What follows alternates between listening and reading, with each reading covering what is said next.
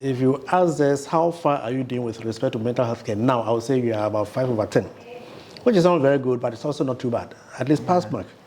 But a few years back, before the passage, the enactment of the Mental Health Act, we would have said 2/10. Wow. 2. That's how bad it was. Even when I said 2/10, my colleagues would say you are too generous. Probably should have said 1/10. Being diplomatic. That's right.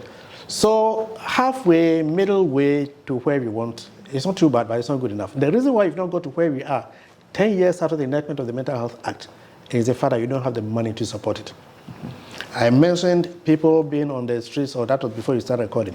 People being on the streets,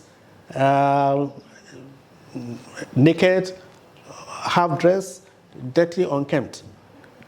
If you had the funding by now, you'd have been able to take them all from the streets and brought them to the hospital for treatment, giving them some handy work, some training, and then you could take them back to their community for them to be integrated into the community. Because you don't have that money, you've not done that. About 7, 8 years ago, we tried to do that.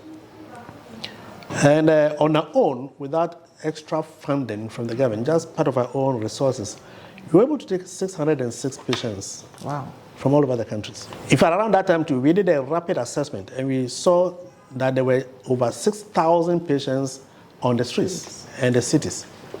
Now I'm sure that if you count, probably you'll be hitting about 10,000.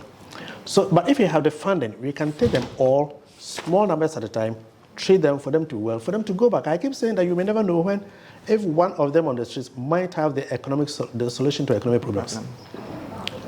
One of them might have the solution to economic problems. So why do we leave them like that?